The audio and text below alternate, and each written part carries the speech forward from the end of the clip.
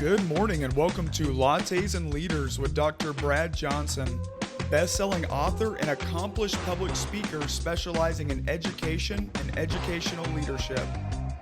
I am your co-host, Jeremy Johnson, organizational psychology consultant specializing in career coaching, training, and development. Meet us here each week to discuss topics in education and leadership and meet with some of the top education talent and thought partners from across the globe. So grab your latte, sit back, and enjoy a relaxed conversation that will leave you informed and encouraged. Good afternoon, and we are here with our special guest, Dr. Jeff Butts. He is a superintendent in Indiana. Thrilled to be here. I'm Metropolitan School District of Wayne Township. Interesting story. The city of Indianapolis has actually 11 public school districts. There was a Unigov effort that was tried to put into place back almost 50, 60 years ago, and they were able to consolidate some of the services like the police department, some of the government buildings, with the exception of the town of Speedway, which many people know is the Indianapolis Motor Speedway, where the Indianapolis 500 and the Brickyard 400 both occur, along with several other races. The town or city of Beech Grove was another entity located in Marion County or Indianapolis. And then one city in our area called the town of Claremont, just kind of a northwest part of Marion County, did not fully consolidate. But the school districts, when they were talking about doing that, Richard Lugar actually was in charge of that at the time. And the people that were so passionate about their local schools came out and said, this will never fly if you include the school districts because we feel too passionately about our local school districts. And so they left the schools out because they knew they were not going to be able to do the consolidations if they tried to consolidate 11 public school districts here in Marion County. So we have 11 districts in Indianapolis, which is unique for a large metropolitan or large urban area. For those people who are trying to kind of contextualize where the MSD of Wayne Township is, we often tell them we split the airport with another MSD, another township district. And so you land in Wayne Township, you actually get out in Decatur Township, which is our district just to the south. So that gives people an idea of where we are in Indianapolis. All right. Yeah, that's interesting. I like that, though, because I guess they were, like you said, wanted that still community feel for each Oh, yeah. district. So, It's really unique. Living in a large area like Indianapolis, we have over 1 million residents here in Indianapolis. To give context for some of the listeners, but I feel like I live in a small community. And my township of Wayne Township is actually a small community, and ironically, the town of Speedway is still in Wayne Township. So my trustee, part of the locally elected official, my trustee also oversees the town of Speedway to some degree, although they have their own town council too. So when your listeners are trying to think how to navigate politics and how to navigate infrastructure with government in their own communities, we all have our own intricacies of township and local and state government. So that's kind of how we function here in Indianapolis. oh, awesome. If you will, just share a little bit about your journey through education to kind of where you are now and what's going on right now. I've had a really interesting journey, and I'm thrilled to death to share with people often as I work with both sitting superintendents, aspiring superintendents, and other leaders here in our state. And when I had that opportunity, I started in a very small school district, actually in central Illinois, a district by the name of Prairie Central Community Unit School District number 8. We had just over 470 square miles and had a high school of 500 students where I taught. Was able to become an athletic director, which was not an administrative role, but I became an athletic director in my second year. I was 22 years old. My principal knew that I wanted to be a leader and wanted to be an administrator at some point, and offered me that opportunity. It was also a really great opportunity to learn a little bit about small town and local politics. The person I replaced was somebody who grew up in the community, who was still in the building. They had taken the athletic director role away from him, but had allowed him to continue on as an assistant principal. And he did not want to give up the athletic director position. So here, this 22-year-old from out of town, actually driving a Toyota Celica in a small town, which is very, very farm oriented, Didn't have many foreign cars in there, and so I was driving this little white Toyota, 22-year-old, and still very new into my profession. But a great experience to learn about that and to gain some experience there. I went back to school at Illinois State University, got my bachelor's at Millikin, small liberal arts college in Decatur, Illinois. Went to Illinois State, got my master's, and became a principal after about 5 years, a middle school principal and district athletic director. And I, matter of fact, was just talking to our bus drivers this morning. This is our Yesterday was our appreciation day, and I had a chance to meet with a group of our drivers today. I drove a school bus before and after school. So I had a bus route in addition to being the middle school principal and the district athletic director. So learned a lot through those experiences. Had 6th through 12th grade athletics, and um, when had an opportunity to come to Indiana and joined Indiana. Started off again in a small rural district by the name of Delphi, Indiana. It's a large hog producing county and a large hog producing or processing plant right there. So I learned a lot about that industry. And it was a German Baptist community, so I learned a lot about the German Mm. Baptist influence for our students. And went back to Purdue University, got my doctorate, and became principal just a little bit south of Delphi in West Lafayette, where Purdue University is located, a township or a county school district, kind of a donut around the city that was Tippecanoe schools. And in 2005, 2006, had the opportunity to come to the MSD of Wayne Township. It's my first time, and I think this is an interesting point that some of your listeners may be interested in. I had never been in an urban district before coming to the MSD of Wayne Township. I had always had suburban and rural experiences.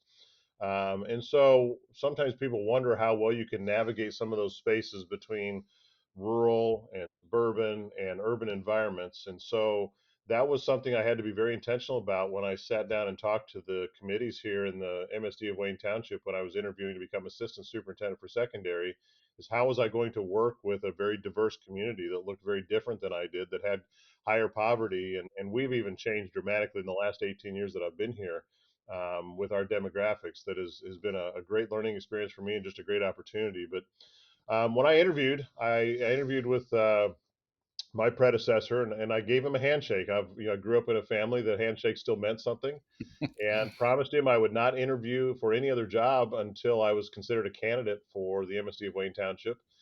5 years later, he announced his retirement, and I interviewed for the job with the sitting board at that time, and was selected as their fifth superintendent in our history. We were a district Wow. that became an MSD in 1962, so I'm only the fifth superintendent since 1962. So we have a pretty long and a history of longevity in the superintendent's chair, which has been, I think, a blessing for this school district. But I'm now in my 14th year as superintendent here in the MSD of Wayne Township, and it's as many changes as we've had. The community has still remained supportive of what we do in our schools, and I've had a lot of opportunities. I know we're going to talk about today with both here locally in our district to talk about leadership and to work with leadership, but also at a state level with our superintendents association, our principals association, and some of the great organizations trying to serve children here in Indiana. And I like that point you made about the low turnover because the national average of superintendents about 2 to 3 years. It's a higher Yep. turnover than even teachers or principals. So I think that says a lot about the stability there and able to have consistency. Yes. That plays such an important part, I think, in education and school culture that sometimes we forget or overlook or don't think about. Yeah. Well, and that's true for our district. Interestingly enough, in the state of Indiana, since the pandemic started, so we're talking about March of 2020, we've seen 51% of the superintendent seats turn over. So over half since 2020, the last 4 years.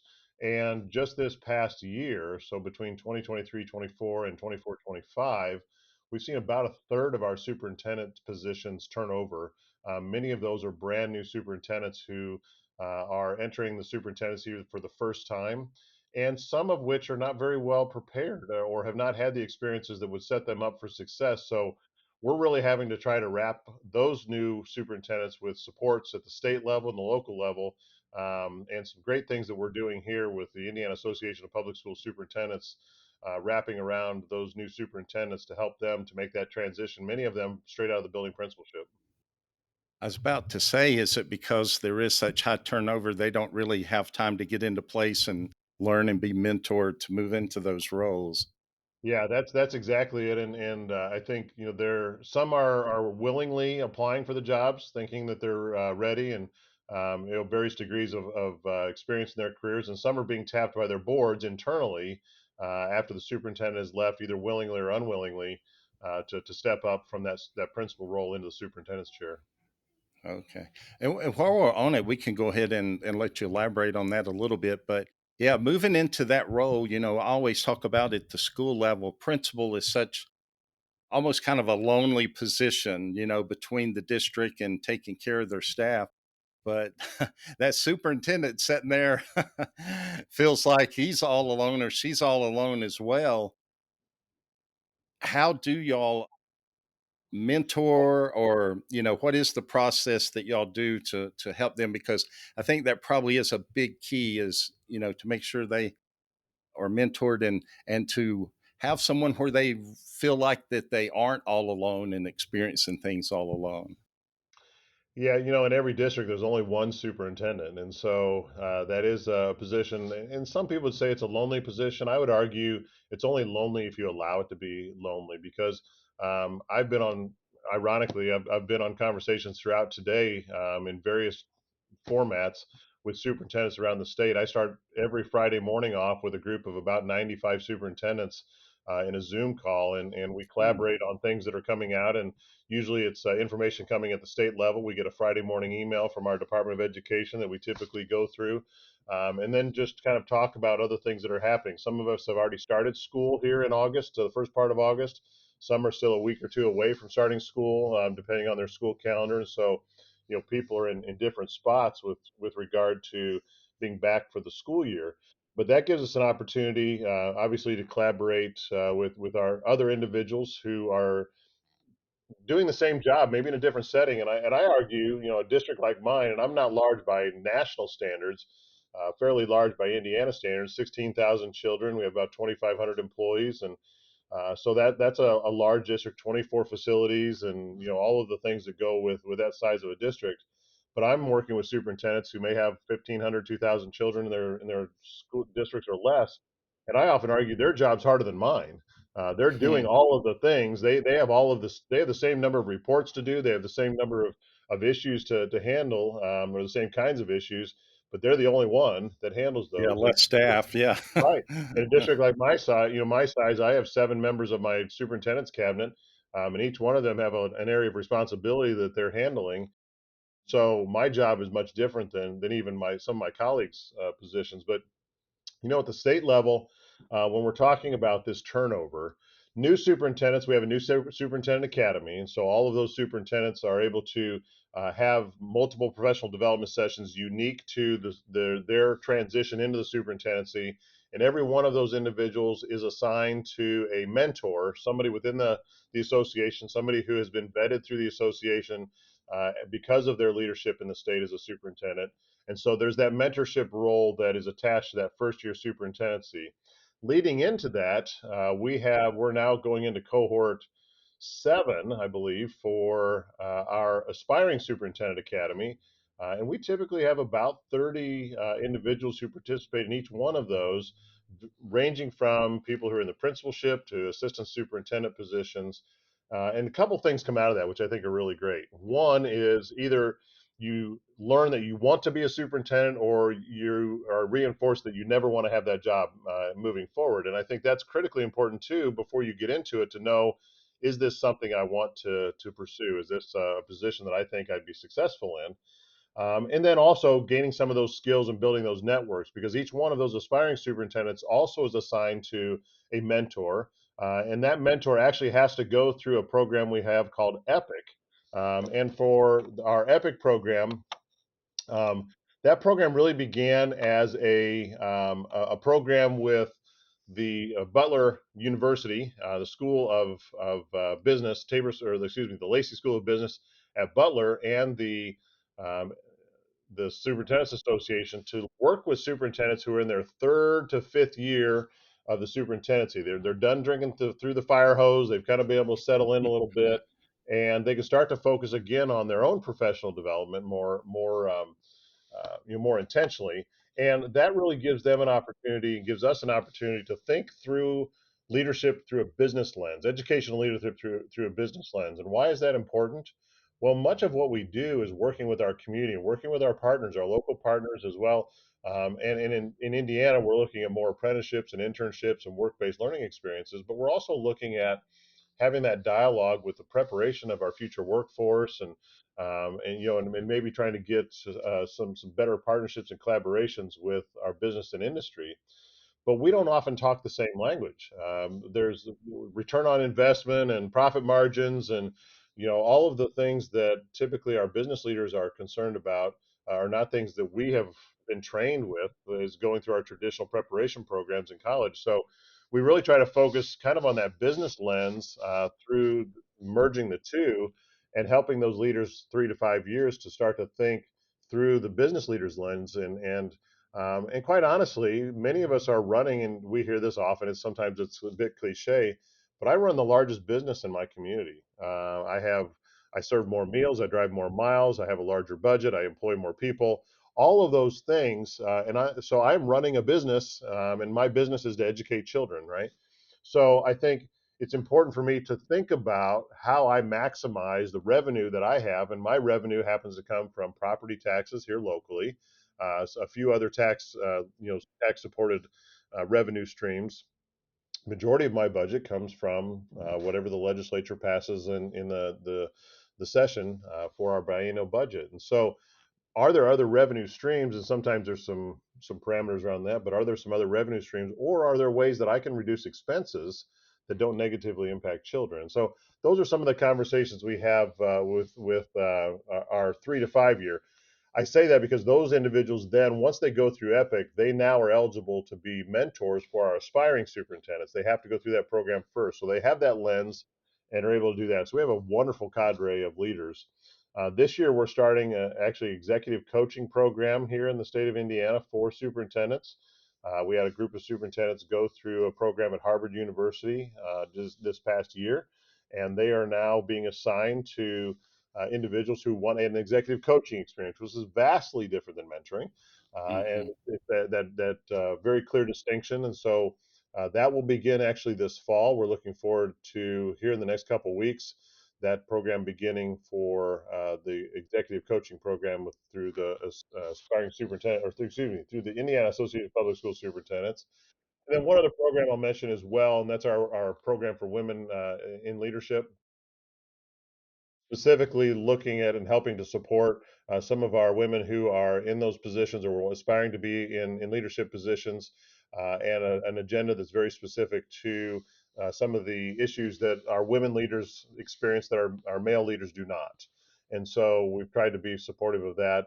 And actually, here in 2 weeks, our Leaders of Color conference, first Leaders of Color conference, will begin, and that's a brand new endeavor that we've just started and will kick off this year. So, those are all things and that we're doing real high level, obviously, but things that we're doing to support district level and hopefully filter down into building level leadership as well.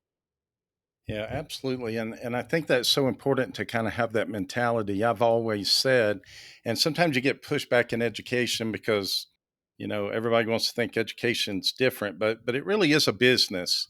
And, the students are our clients. And, like you said, we've got to produce a good product, but we got to manage the money. We've got to, you know, manage it coming in, expenditures.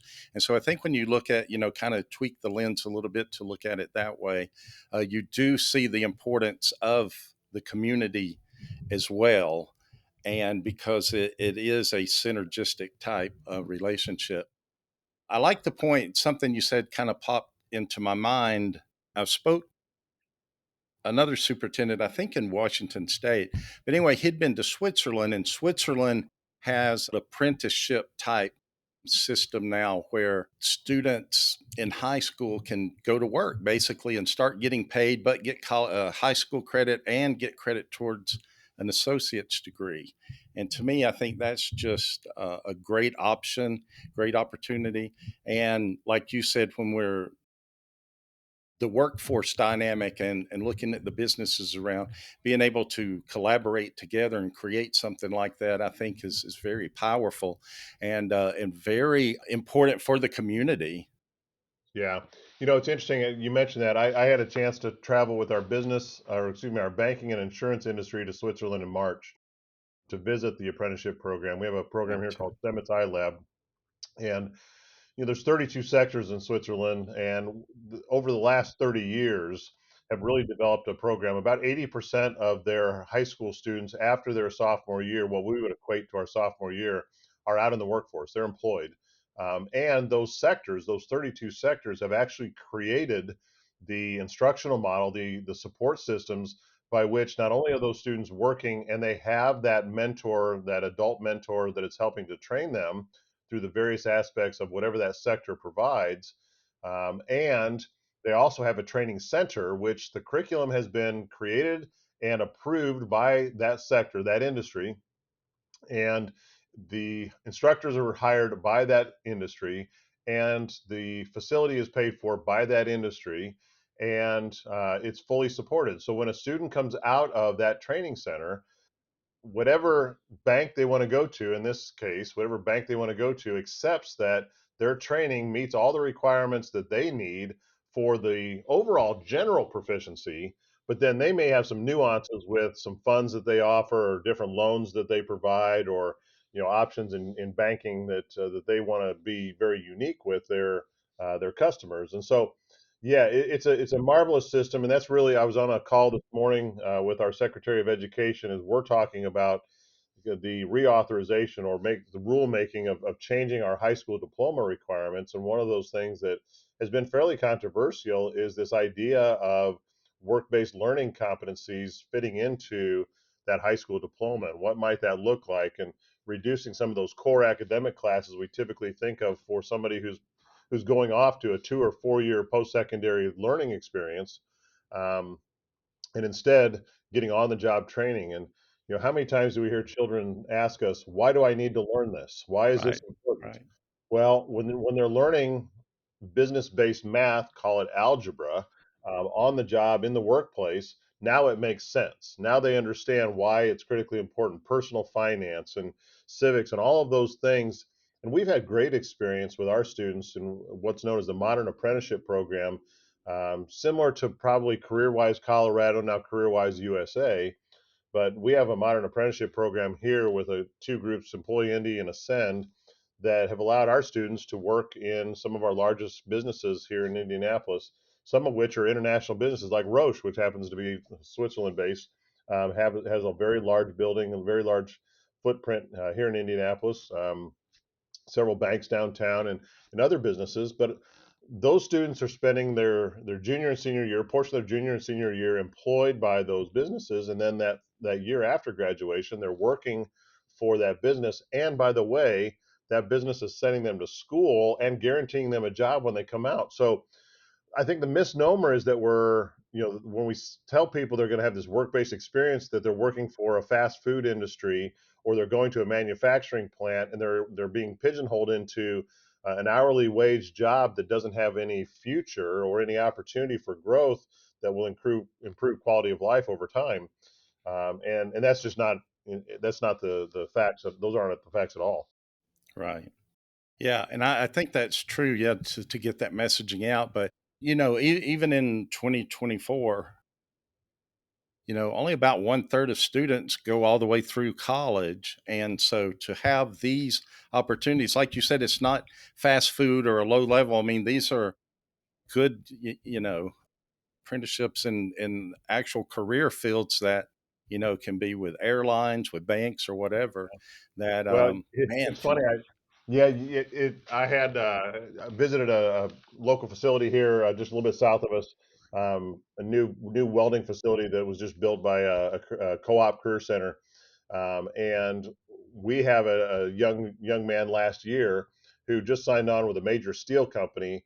They are sending him to college and have already signed him to $100,000 contract when he gets out of school, to weld. Right, so And anybody who's ever called a plumber in the middle of February when they the pipes freeze, or an electrician when they're having trouble with their electrical units, or HVAC technician when their furnace goes down, knows that there's serious money to be made in those trades, and we sometimes um, look down upon some of those trade areas when we know there's a significant need, and our students can be extremely successful and have a very nice quality of life if they were to go into those areas of need. And so that's just a mind shift. But I think as parents, it's hard. I'm a parent of a 28-year-old son now, and when he was in high school, it was hard for me to not think of him going to college. I have multiple degrees, and as do many of the people I know, and so that's kind of the world that I grew up in, and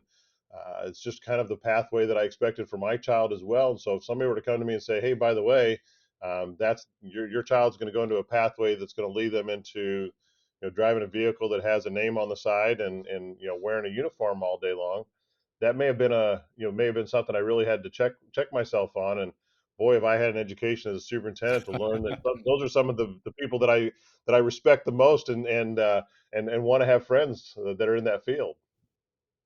Absolutely. Yeah. I think that's so true. I think we, in education in the past, yeah, we've tried to gear, every child, prepare for college or something, but a lot of students now are weighing the cost of college. Yes. I mean, it's just, so extreme that it's like and like you said, that student getting the experience and the certification for welding, he's going to come out with zero debt and $100,000 a year waiting on him. Yeah. So, Yeah. you think about that over the first 10 years of their career, who's going to be way ahead of the other, when Yeah. you think about, like, investing in things like that. I mean, it's it's almost a no-brainer. Yeah. I mean, a couple other great stories in that kind of along that same category. I had a young lady who actually was in charge, and this is again, so we don't have enough women who are going into the construction trades fields. And so, young lady in our construction trades program this last year, she was the president of our student construction trade organization, and they build a house every year in our district, and do multiple other things for our economic development corporation. But she's employed by a very large organization here in our community, and they're sending her off to college. She's coming out, and she's going to be in charge of very large projects just because of her relationship in the construction trades field, and because she's a minority in that field, and something very very much desired. So that's just one example, I think, of a young person who had the opportunity. Another young lady, we sometimes think of manufacturing facilities as students going and working the line. Well, manufacturing facilities also have HR and IT, and lots of other functions that have to occur. This young lady went in to their HR department, and what I found was she was skipping school because she had completely modernized their entire HR system, and she was training the adult managers on how to run this system. She was skipping school to train these adult managers on how to run the program. I mean, what a how else could I create? I can't create that inside of a traditional Right. schoolhouse. Right. And yet here she is redoing their entire HR system. She's employed. They hired her on the spot because she has improved their opportunity to operate, their ability to operate, and of course their return on their investment has been phenomenal. Exactly. Yeah, I was about to say, yeah, definitely worth every penny. Yes. That's awesome. That's awesome. Yeah, and I just think that's so important for us to look to and transition into that as much as we can, especially in communities where they can go in and find work and get placed somewhere and be, do well. Yes. In your role and the mentoring and training and things like that, and with your experiences coming through, what do you think is like the most important trait or two traits that you feel like have helped you be most successful in your leadership journey? It's funny.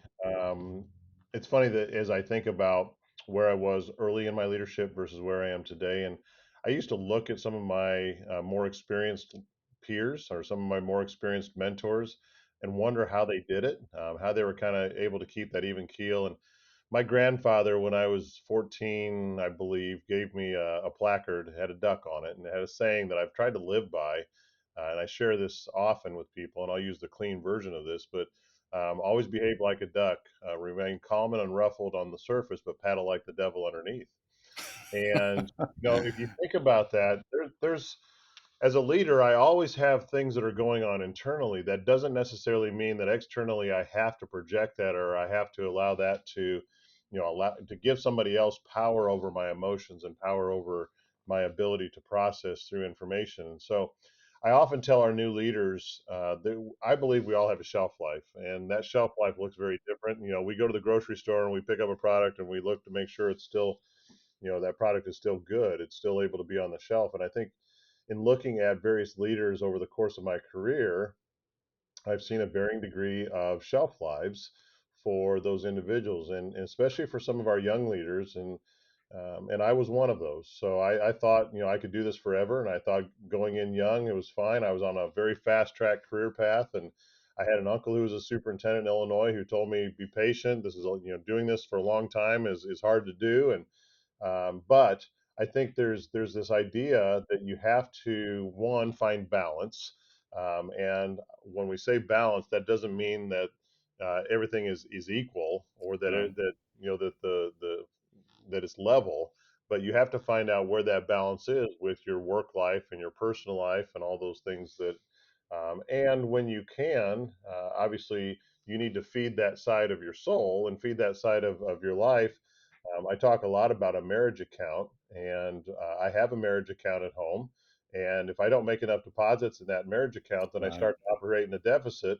And my wife wants to collect on that deficit, right? So, or on that debt that I have. So, I'm really intentional about making sure that I'm making deposits as often as I can, and truly, I think authentic and important deposits into that account, so that when I have long nights, when I have weeks where you have multiple things going on, or when you have tough situations you're dealing with, and you come home, and even though you're physically present, you're not mentally or emotionally there, Right. that you can get through those times with with your other your partner, your spouse, whomever that is. But I also think there's this idea you have to pick which hills you're going to die on, and not every Mhm. hill is worth dying on. When I was young, I wanted to be at the top of the hill and win every one of those battles, and that's just not it's not healthy, and it's not reality. So there are certain things. I have a list of non-negotiables in my life that are that I live by and that are important to me,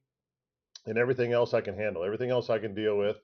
And especially when you're talking about an elected school board, I have 7 elected school board members, and part of what I do each and every day is to work with that school board to gauge where they are on certain topics and certain issues that are going on in our community. And when I see that there's an area that they're uncomfortable with, or they're just not supportive of, or not fully supportive of where I need for them to be, then that's that is my key to understanding that I need to provide more information to them. I need to make sure Mm. that we have more discussion, that I need to not provide a recommendation yet because it's likely that they're not going to be able to support it because they're not quite there yet. I haven't given them what they need to be in that space. And so that happens a lot of, a lot of parent phone calls where we're talking about their most precious and most loved commodity that they have in their lives. And I tell people often our parents don't just send us the bad children. They don't keep their good ones at home.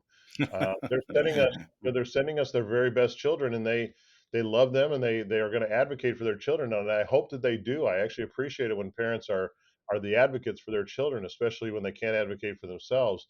And so I have to figure out which issues are we going to be flexible on, and not be so rigid with rules, while at the same time understanding that there are guardrails that have to exist for us to operate large systems and be able to do that. So, I think there's that balance. I would say the other thing for leaders is surround yourself with great people. And if you hire well and you support the people that are around you and you help develop leadership around you, then you can allow those people to do their job and step back. If I need, I had this conversation with one of our employees the other day. If I wanted to do their job, I wouldn't need them, right? Right. I wouldn't need for them to do that responsibility. So I don't need to worry about and shouldn't have to worry about that area of responsibility that they have because I've hired them to be able to do that and to do it at the very highest level. That doesn't mean we won't have to have conversation and kind of reset things, but if I can set the vision and mission for our district, which we have just recently done with our strategic plan, and everybody understands that and everybody buys into that, and we continually work around that, then that helps me with my shelf life, my longevity, and being able to be able to do my very best. The other thing I challenged our administrators this summer as we were getting ready to come back into school to really do some self analysis. I think we have to know ourselves best before we can project to others where our heart is, where what our belief systems are, and kind of at the core foundation of what we believe. And without being able to know ourselves and to be really intentional about self reflection, it's hard for us to be able to lead others. And so I talk to them a lot about why are they here. Going back to our why, however you get there, Simon Sinek or whomever you want to whatever you want to utilize, what tools you want to utilize to find your why. But if we don't know why we do things, we just kind of operate day to day and spin our wheels, and we show up in the morning, we go home at night, but we don't have that true purpose, that true meaning. And when we talk to our seniors, even when I talk to new teachers about the time that they're going to be working, you figure you go into a job at, well, I went into a job at 21 thinking I was going to be in this career for my entire life, or at least my working life. Most people retire 60-ish, 62, whatever that age may be for them. My dad retired from teaching at 76, so I won't be teaching that long, or I won't be in this long, but but hypothetically 40 plus years, right? So you better love what you do, and you better find meaning in it in every day that you can. And I find, and I share with our employees often, and share with people that I have an opportunity to talk to. I try to find something each and every day, and in this district, I'm so fortunate that I can. But I try to find something each and every day that results in me making a positive impact. That shows that I've made a positive impact in somebody's life, and that my day had meaning. That I was able to provide a service today that made something better. And so I really work hard to be intentional to do that each and every day. And I've asked every one of our employees, why are you here? If you don't know, then figure it out. If you can't figure it out, then maybe it's not the right place. And make sure that you're very intentional as to identifying the impact that you make each day. Yeah, and I think that's so true. Like so, especially with the goals and whatever you want to label it, the why or the vision. It's kind of like going on vacation, but you don't have a destination plan. Mhm. You know, Yeah, how do you know when you get there?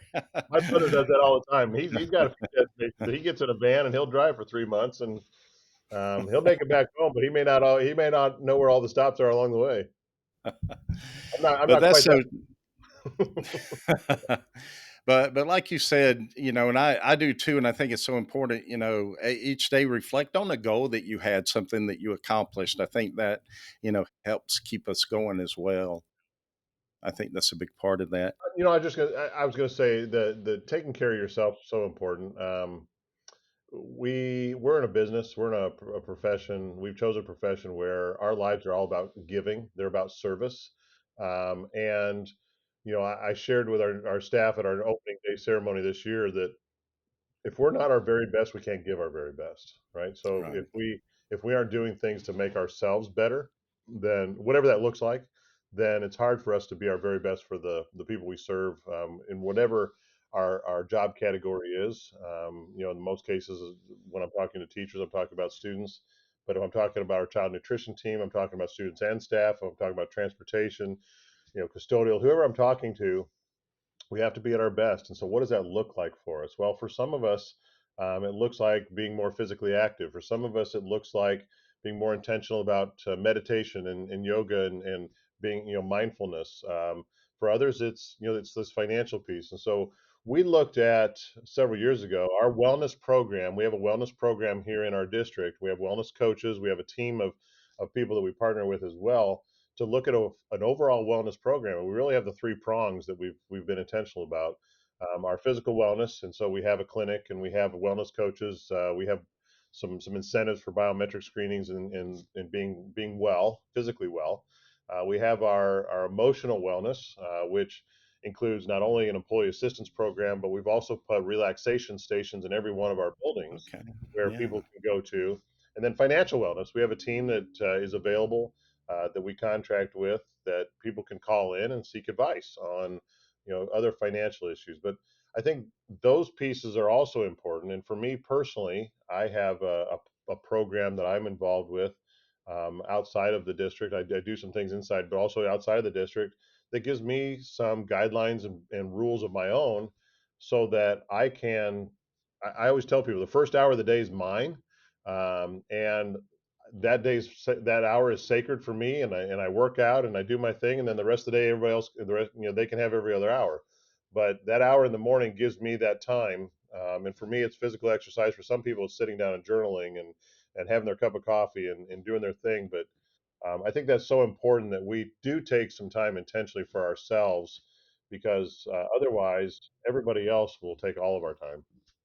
Yeah. And I think as educators, we're almost programmed to give, give, give anyway. So, like you said, you have to be mindful about taking that and setting it aside and keeping it there so Yeah. that you do so that you are able to keep going. Yeah, it's hard. And I think that's what's driving so many people out of the profession. We ask so much of our teachers, and I know, on your social media platforms, you talk a lot about, making sure teachers are being very intentional about their work and their jobs and helping to support them. And we have to keep reminding our teachers that yes, there's so much that's being asked of them. Some of it's by us, some of it's by outside agencies like our state legislature or the federal government, but they have to be really intentional about taking time for themselves too.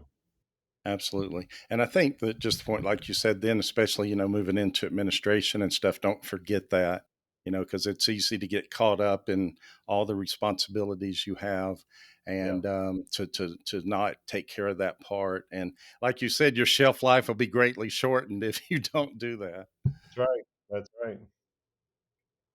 Well, I have just one last question for you, and it's a Okay. tough one, so hopefully you're ready for All it. right. So this is called Lattes and Leaders.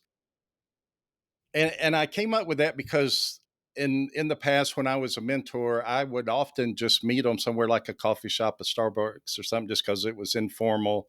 I Yeah. think it's just a better environment to mentor and to talk.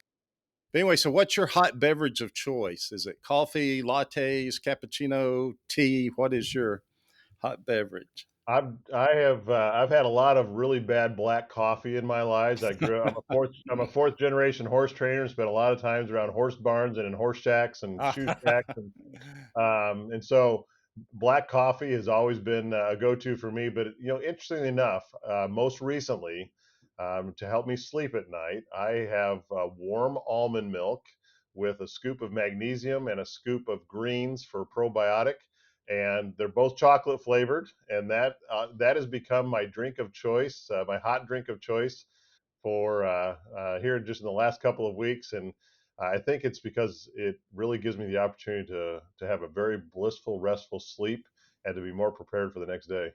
Oh, I love that. Yeah, I take magnesium too because it does helps your whole system rest. So That's what they that's told me, that's so a I good thought I'd idea. give it a Yeah. try. Yeah. Oh, I like that. I like that. Well, thank you so much for taking the time to spend with me today. I love what you're doing, the impact that you're having, not just in your district, but on the whole state and probably at the national level too, of just mentoring the new leaders coming along, because I think that's so important, like you said, so they don't feel like they're alone. And, there's somebody there that's either going through what they are or has been through it. And, I think that helps give them confidence and allows them to, hopefully become their best. So I appreciate that so much. Well, and I appreciate all you're doing to support our teachers and support our leaders, and just thank you for the opportunity to join you today. Oh yeah, absolutely. Well, I appreciate it. Yeah. All right. Well, we'll have you back on soon because Okay. I want to see how the new things you're doing this year with the women and everything, the of leadership, and we'll get an update. Awesome. Look forward to it. All right. Have a good day. Thank you very much. You too. This has been Lattes and Leaders with Dr. Brad Johnson. We hope that you leave today feeling informed and inspired. For more educational content, be sure to add this podcast to your list and follow Dr. Johnson on any and all social media platforms. For more information on Dr. Johnson, Jeremy Johnson, and special guests, check out drbradjohnson.com. That is DOCTOR, bradjohnson.com. Hope to have you back soon.